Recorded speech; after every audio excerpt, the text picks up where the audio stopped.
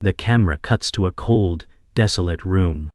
Concrete walls, cracked and decaying, surround the protagonist, who sits motionless on the floor.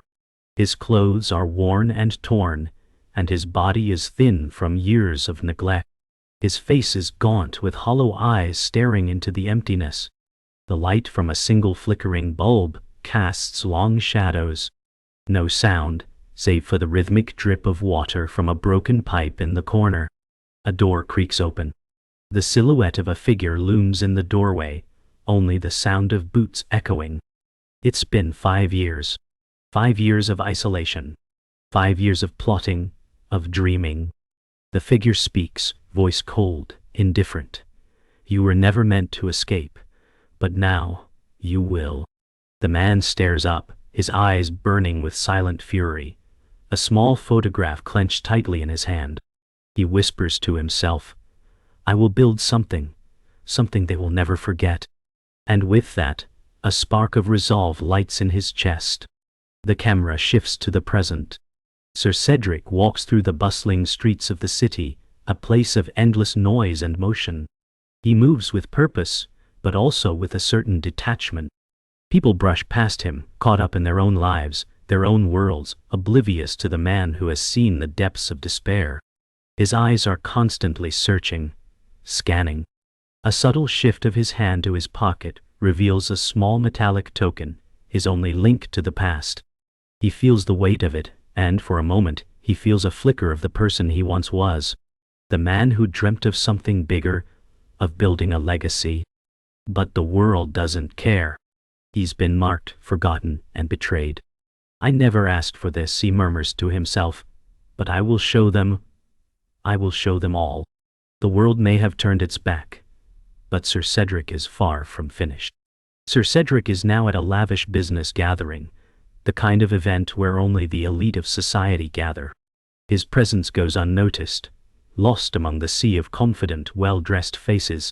But they see him, those who know him, those who betrayed him. They mock him silently, their whispers cutting deep. The betrayal stings, more than the years spent locked away. The words thrown at him are like daggers. But as he stands there, every word of ridicule fueling his fire, he makes a silent promise to himself. "I will never be their joke again." They laugh at his fall, but they don't know who they're dealing with. They have no idea what he's become. And soon the world will feel his rise. Sir Cedric meets with his trusted advisor, a man he has known for years. The advisor's voice is calm and reassuring, as if offering a safe harbor in the storm.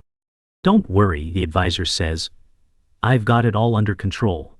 We'll turn this around, you'll see." But Sir Cedric's instincts scream at him. There's something off. The advisor's smile is too perfect, too practiced. He's hiding something. Sir Cedric's eyes narrow.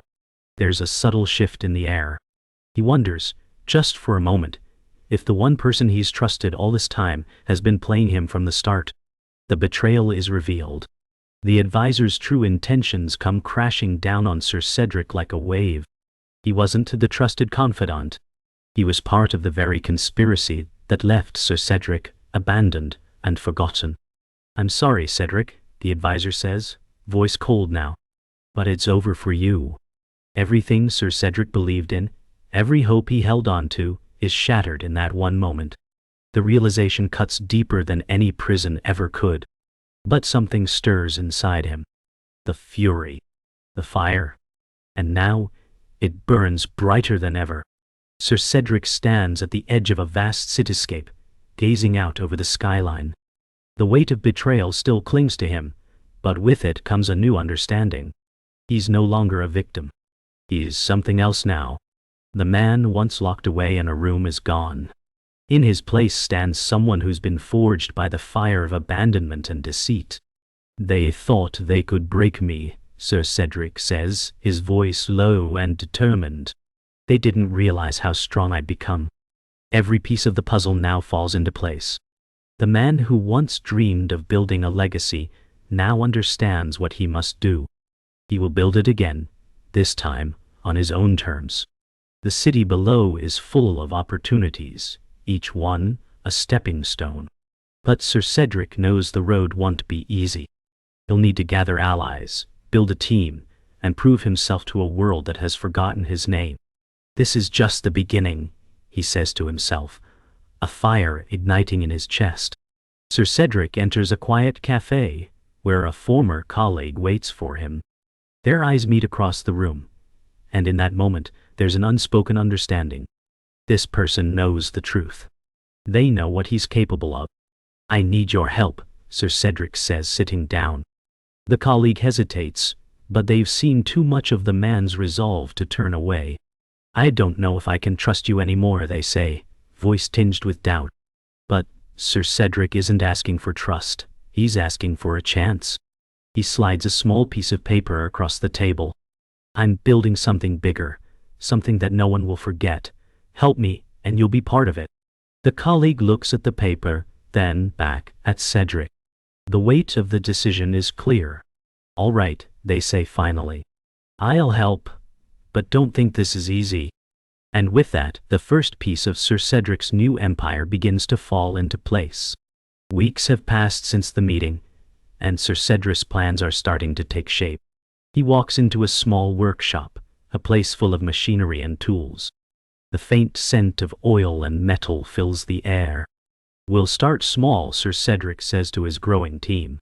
But we'll build something that no one can ignore. His team of engineers, once skeptical, are now slowly becoming believers. The gears of a new project start turning. First prototype is underway, a new kind of vehicle designed to push the boundaries of what was thought possible. It won't be easy, Sir Cedric adds, his voice steady. But nothing worth doing ever is. His team looks at him with renewed energy. They've seen the spark in his eyes, and now they share it. Together, they begin to work late into the night, welding, building, and designing. The first step of the impossible journey has begun. As the days go by, the pressure builds. The prototype is close to completion, but something isn't right. Sir Cedric can feel it. There are whispers, rumors that competitors are starting to take notice. They know what he's building. They know the threat he poses. They're scared, Sir Cedric mutters to himself. And that's why they'll come after us. His team is nervous. They've seen the power of the establishment, and they know it won't be long before they're targeted. Sir Cedric reassures them, though his voice carries a note of determination. We're ready, let them come. He knows this is just the beginning. The battles ahead will be hard, but they will not back down. He's already lost everything once. He won't let them take it again. The night before the prototype is scheduled for its first test run, Sir Cedric walks into the workshop, his steps echoing in the silence. He looks at the nearly finished vehicle, a symbol of everything he's fought for. He runs his hand along the cold steel, feeling the weight of his journey in every curve. This is it, he says, almost to himself. Tomorrow, everything changes. The next morning, the team gathers at the test site. Sir Cedric takes a deep breath and nods to the engineer in charge. Let's see if this dream will fly. The engine roars to life, and the vehicle moves forward with surprising grace. The test run is a success. Everything works as planned. The team erupts in cheers, but Sir Cedric stands still, his expression calm. This is just the beginning. Now we show them what we're made of, he says quietly. The team watches anxiously as the prototype is put through its first real-world test. Sir Cedric stands at the edge of the testing field, his arms crossed, his eyes fixed on the machine's every move. The engine hums, but something feels off. The wheels screech against the pavement as the vehicle speeds down the track. Sir Cedric watches intently. This is more than just a test of power, he says. It's a test of everything we've fought for. The vehicle struggles, its performance inconsistent, but Sir Cedric isn't discouraged. Perfection takes time, he adds. The team is nervous, their hopes resting on the outcome. But Sir Cedric remains calm, unwavering in his belief. The vehicle grinds to a halt in front of him, its wheels smoking. He nods, a small smile forming on his lips. It's not perfect, but we're closer. The team looks at each other, realizing that they're not just making a car. They're forging something much bigger. Word of the prototype has spread like wildfire. Sir Cedric's small team is suddenly thrust into the spotlight, but with attention comes danger. He walks into his office, only to find a threatening letter waiting for him. "If you don't stop, it'll cost you everything," it reads. The handwriting is familiar, but the message is clear. Someone powerful is trying to shut him down. "They think they can scare me," Sir Cedric mutters. "But I've already lost everything. What more do they think they can take?" The letter is tossed into the trash, but the seed of fear has been planted.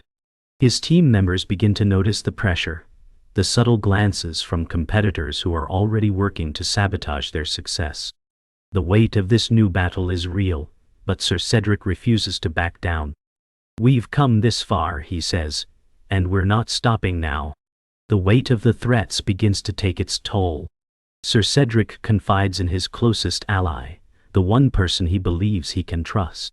But as the conversation unfolds, doubt starts to creep in.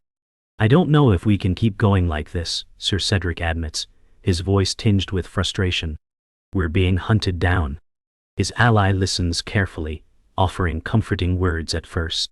But as the conversation deepens, a change occurs. A subtle shift in the owl's eyes, a small twitch of their lips. Sir Cedric doesn't notice it at first, but as they leave, the seed of suspicion begins to grow. That night, Sir Cedric goes over the details again, the words replaying in his mind. Something doesn't add up. Was I wrong to trust them? He wonders. He tries to shake off the thought, but it lingers. The darkness of betrayal is starting to seep in. The day of reckoning arrives. Sir Cedric's suspicions prove true. His closest ally, the one he had trusted, had been working against him all along. The betrayal is revealed in a confrontation that takes place late one evening, in the quiet of the workshop. "You knew about the sabotage," Sir Cedric says, his voice cold with realization. "You've been feeding information to our competitors." The ally stands motionless, the truth now out in the open. "I had no choice," they reply, their voice shaking. "They promised me everything." The sting of betrayal cuts deeper than any physical wound. "You sold out everything we've worked for," Sir Cedric says, his voice barely a whisper. The ally tries to justify their actions, but it's too late. Sir Cedric walks away, his back turned.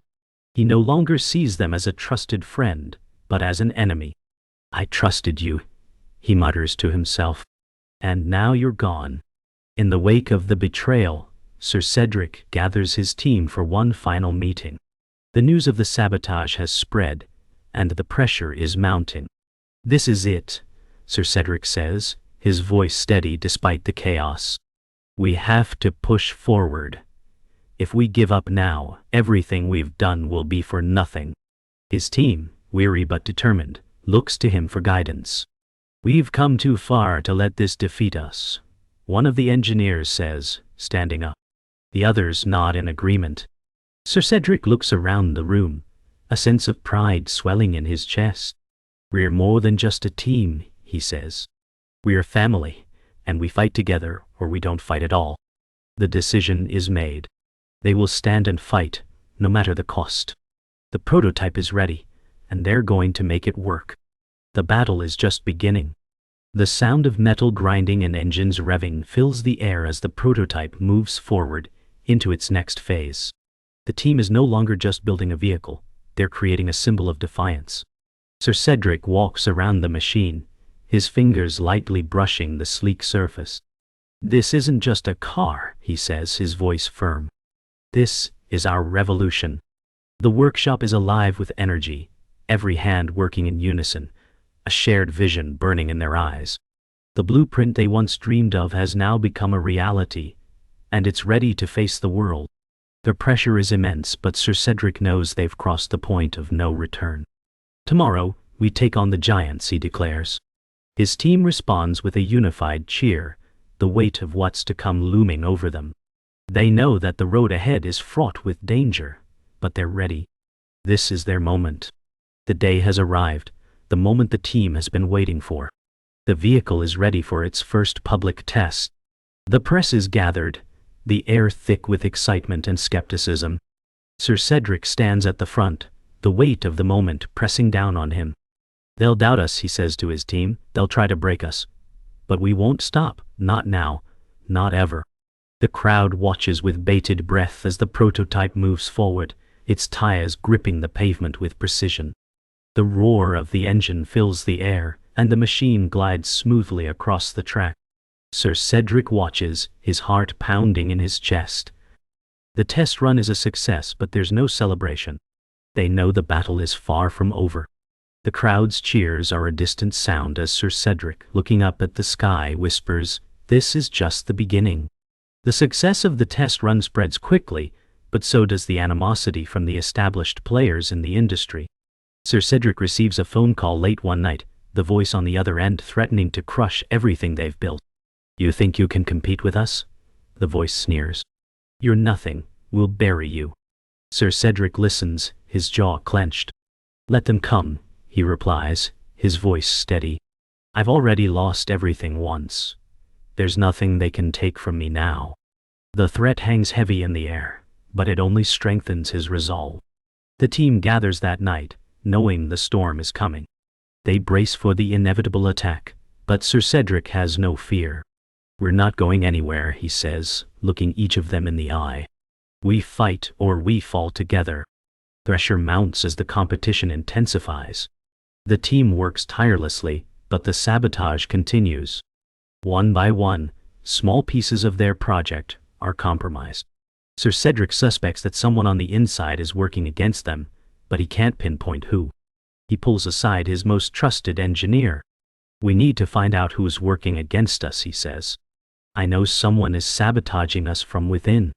The engineer's face drops, the weight of the accusation heavy in the air. "We'll find them," the engineer assures him. But as Sir Cedric walks away, a lingering doubt settles in his chest. Who can he really trust? The lines between ally and enemy have blurred. The betrayal is no longer just a suspicion, it's a fact. But Sir Cedric won't let it break him. Not now. Not when they're so close. The time has come. Sir Cedric stands at the forefront of his team, watching as the final adjustments are made. They've found the sabotage, but they've also found something more. An unshakable resolve. "They want us to fail," Sir Cedric says, his voice carrying across the workshop. "Ah, but they don't understand. Failure is what we know best, and it's what we'll rise from." The prototype is ready, and the team is ready. This is their last chance to show the world what they're capable of. The vehicle rolls out into the early morning light, the final test imminent. The world is watching. Sir Cedric looks around at his team, all standing together ready for the challenge. "No matter what happens," he says, "we've already won." And with that, they take the first step toward revolution. The prototype stands ready, its engine hums like a promise. The team gathers in the early hours before the big presentation, the air heavy with anticipation and the looming threat of failure. Sir Cedric stands before them, his face illuminated by the harsh light overhead. "This is it," he says, his voice firm. "Everything we've worked for, everything we've sacrificed, comes down to this moment." The team nods, their faces set with determination. They know what's at stake. The room is charged with the weight of expectation, but Sir Cedric's calm demeanor gives them the strength they need. "We've been underestimated every step of the way," he continues. "But today, we show them the truth." The tension in the room rises as they prepare for the final test, the culmination of all their work. This is more than just a product. It's a symbol of everything they've fought for, everything they've believed in. The day of the presentation arrives, and the world is watching. Sir Cedric steps onto the stage, the spotlight hitting him squarely as the crowd falls silent. The press, the industry giants, all are gathered in one room, eager to see what the underdog has built. "This is more than just a machine," Sir Cedric begins, his voice calm but steady. "This is the future, and it's built on the dreams of those who dared to believe when no one else would." The crowd watches as the prototype is driven onto the stage, its sleek lines cutting through the air like a force of nature. The murmurs of doubt slowly fade as the vehicle takes its place. The test is about to begin.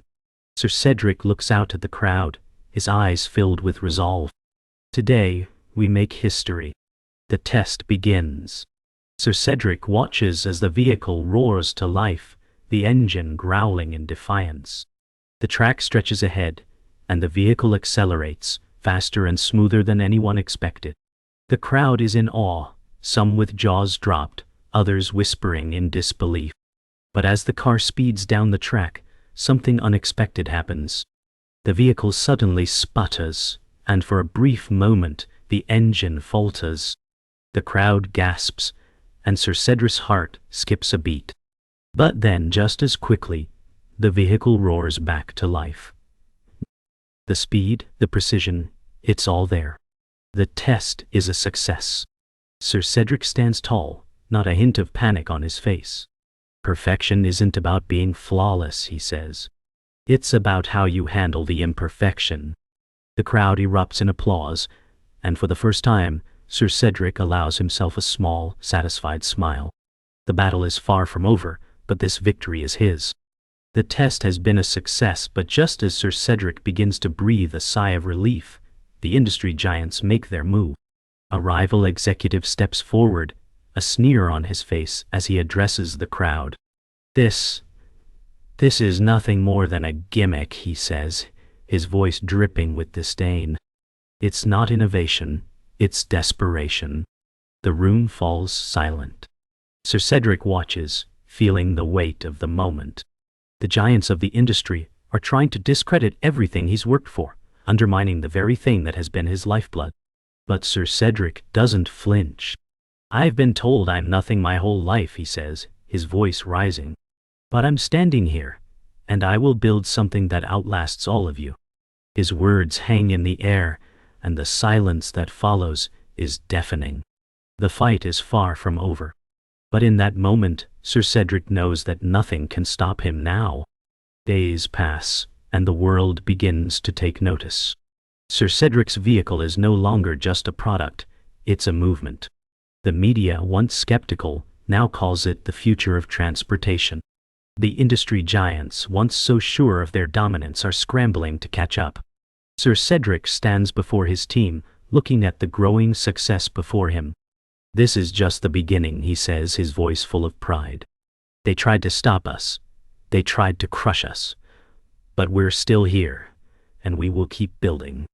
The team cheers, their faces lit with hope and triumph. Sir Cedric looks out the window, a small smile playing on his lips. He knows there's still much to be done, but for the first time he feels the weight of the years of struggle lift from his shoulders. I'm not just building a car, he says. I'm building a legacy. The pressure is mounting. The success of the prototype has caught the attention of major investors and rival companies, but with that comes intense scrutiny. Sir Cedric stands on the rooftop of his headquarters, staring out at the city skyline. The wind ruffles his clothes, but he doesn't move. They want to crush us, he mutters to himself. They want to take everything we've built and destroy it. The weight of the world seems to press down on him, but the spark in his eyes is unmistakable. But we won't let them. We'll fight until they know who we are. As he watches the world below, he knows that the battle for the future is just beginning. Every step they take, every new innovation, will be met with resistance. But Sir Cedric has already faced the impossible, and won. Now, he's ready to do it again. We don't back down. Not now, not ever. Later that day, Sir Cedric receives another anonymous letter. This time the message is more direct. Step aside or we'll make you disappear, it reads. The threat is clear. His enemies have grown desperate, and they will stop at nothing to ensure his downfall. Sir Cedric sits at his desk, staring at the letter in silence. His hand clenches into a fist, but his face remains calm. They think they can scare me, he says to himself. I've fought for everything I have, and I'm not about to let them take it away. The team gathers later that night, discussing the increasing danger. The tension is thick, but Sir Cedric's resolve is unshaken. We can't stop now, he said. We've come too far. We have to move forward, no matter what. The battle lines are drawn, and there's no turning back. Despite the threats, Sir Cedric and his team continue to work tirelessly, determined to push their prototype further. Late one night, after weeks of setbacks and failures, they make a breakthrough. The engine, once unstable, now hums smoothly, the performance finally meeting their expectations. Sir Cedric walks over to the vehicle, his eyes wide with excitement. "This is it," he says, his voice full of awe. "This is what we've been working for." The team gathers around, their faces lighting up with pride and relief. But Sir Cedric knows that this victory is just the beginning. The real challenge lies ahead, launching this technology into the world. "We've created something revolutionary," he says. "Now we show them what it means to believe in the impossible." The prototype is finally ready for public release. The world is watching, and the stakes are higher than ever. Sir Cedric steps onto the stage for the official launch, his face calm but determined. "Today," he begins, "we are not just launching a product, we are launching a new era." The crowd is filled with skeptics and supporters alike, all waiting to see if the impossible can truly be achieved. As Sir Cedric speaks, he feels the weight of every moment that brought him here. The years in that locked room, the betrayals, the struggles. But now, all of it has led to this. "We are here to show the world what happens when you refuse to accept the limits they try to place on you," he continues. The lights of the stage shine brightly, but Sir Cedric stands steady, resolute.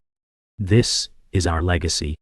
The prototype is taken out for its final test in front of an audience of investors, competitors, and the media. The vehicle moves smoothly, cutting through the track with precision and speed. Sir Cedric watches from the sidelines, his heart pounding with a mixture of excitement and anxiety. The vehicle performs flawlessly, surpassing even their highest expectations. The crowd erupts into applause, but Sir Cedric remains focused, his eyes fixed on the machine. "It's not about the applause," he says quietly. "It's about proving that anything is possible." The test ends, and Sir Cedric walks up to the prototype, a small smile on his face. "We did it," he whispers. The moment of victory is bittersweet, but Sir Cedric knows that the war is far from over. They've just taken the first step toward changing the world. As Sir Cedric stands before a massive crowd at the industry's largest event, something shifts in the atmosphere. There is a sharp, unsettling tension. The crowd is quiet, their attention fixed on him, but behind their eyes is doubt. Just as Sir Cedric begins his speech, a shadow falls over the stage. A familiar figure steps into view, someone Sir Cedric thought was long gone. "You thought you could change the world," the figure says, voice dripping with disdain. "I'm here to remind you that you can't escape the past." Sir Cedric's heart drops. It's the betrayal, the very one he thought was buried. The rival he fought against now stands before him, ready to expose a hidden truth. The world watches, waiting for the storm to break. But Sir Cedric doesn't flinch. He's not just fighting for a car anymore, he's fighting for everything he's built. "You may have broken me once," he says, his voice unwavering. "But I'll rise again." The revelation stings, but it's not the end. The figure steps forward, revealing the true depth of the betrayal. "You've been working on the same thing I've been hiding from you," the rival says, holding up a device. A duplicate of Sir Cedric's prototype. The crowd gasps in disbelief. The prototype Sir Cedric thought was his own has been stolen, modified, and weaponized. The rival had been playing the long game, and Sir Cedric didn't see it. "You think you're the only one who can build something great?" the rival sneers. The room erupts in chaos. The truth hits harder than any machine ever could. Sir Cedric's empire is under threat once again. But he stands tall, fists clenched. "You took from me what was mine, now I take it back," he declares, setting the stage for the final confrontation. Back in the workshop, Sir Cedric's team is scattered, their confidence shaken by the revelation. The prototype has been stolen, but Sir Cedric knows that this is his moment to fight back. "This is not over," he says to his team, his voice full of defiance. We've come too far to let them win now. The workshop hums with a renewed sense of purpose as the team works together to rebuild and improve the prototype. They're not just creating a car, they're creating a symbol of resistance. We've been tested, Sir Cedric says. And we've come out stronger. Now, we take the fight to them. As the vehicle comes together, Sir Cedric's resolve hardens. This is his final stand, and he's prepared to do whatever it takes to reclaim his legacy. The final showdown takes place in the heart of the city. Sir Cedric and his prototype face off against the rival's version, now enhanced and nearly unstoppable. The two vehicles circle each other, the tension palpable in the air. "You can't beat me," the rival taunts, his vehicle roaring with power. But Sir Cedric knows something they don't.